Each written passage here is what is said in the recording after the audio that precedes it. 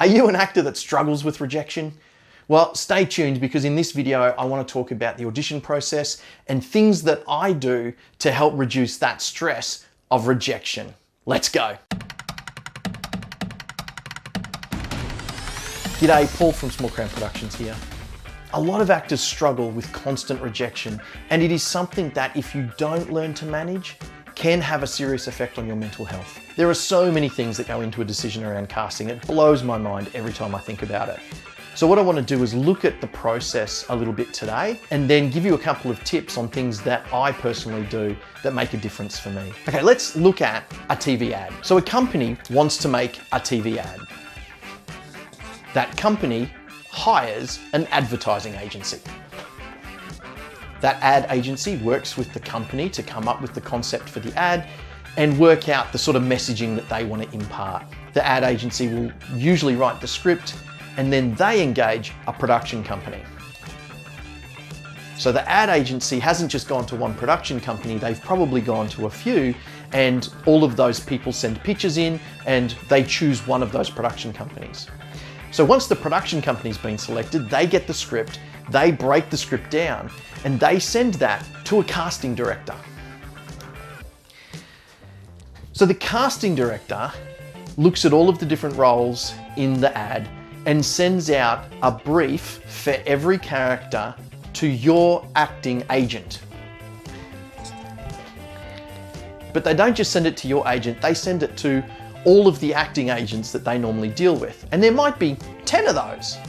And so all 10 of those agencies are submitting maybe 5 or 10 actors back to the casting director to be considered for that ad. So that casting director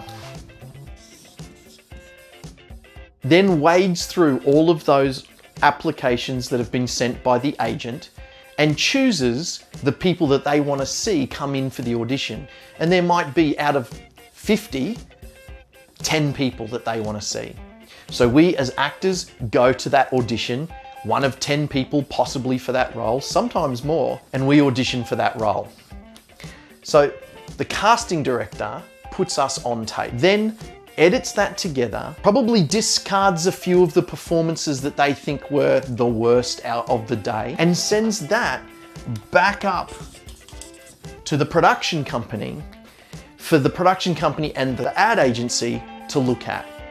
They go through those tapes and they pick the people that they are most interested in. Then that's when it comes back down to you either getting the gig or not. So before you even get to audition, this has been through 3 to 4 layers minimum of people who all have their own ideas, who all have their own agendas, who all have their own influence that they can have in the process.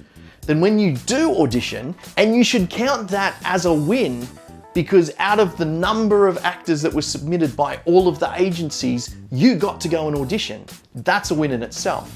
But once you have auditioned, it's got to go back up through all of those layers before a decision gets made. Now, don't think that your performance is the only thing that's being considered in these decisions. We need someone older looking. We've already got too many blondes. We need more diversity. Obviously, doing a great performance makes a massive difference. You're not going to get anywhere if you haven't become good at your craft. But after that, there are so many decisions that impact your ability to be cast in something that you cannot let yourself get stressed about that. So here are a couple of things that I do to help me not worry about any of that stuff. The first one is to treat the audition like the gig. I treat every audition like it is the performance, because in all honesty, it is the performance that is going to lead to my next job. I put in all the work, I put in the rehearsal, I work the scene as much as I can so that I am giving my best performance on that day when I walk in. If I put in the work, I have a much better chance of maybe not getting that gig, but definitely getting another audition. That casting director is starting to see the amount of work that I put into even just a 2-minute audition. And that's going to build their confidence in putting me forward for jobs because they can see that I'm going to put in the work when it's time to go on set. So number 2, in the spirit of Frozen, let it go. After every audition, which I treat like a gig, I break down. Not like that. I break down what I did throughout that process of getting that audition. So I look at what I did well, what I didn't do so well, and what I think I should focus on for the next one. So as an example, in a recent audition, I'd put in a lot of work and prepared really, really well for the audition, and I was really happy with the choices that I'd made, and I was really happy with the journey to journey moment that I'd created through the rehearsal. I got into the room, I was feeling really positive. I worked really well with the casting director, I responded well to direction, I took on everything I could, the best that I could in the room in that moment. So then I think about, well, what could I have done better? Well, I think I could have gotten more sleep the night before, and I think I could have engaged my scene partner a little bit more. Now, it was an imaginary scene partner, but there were moments where I could have included that person a little bit more. And so they were the couple of things that I thought I could have done better. So what can I take away and improve for next time?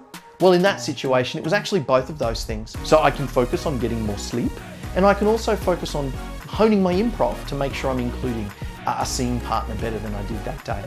So that's it for me. I do that at the end of the gig. I lock that away. You might want to write that down, and then I move on.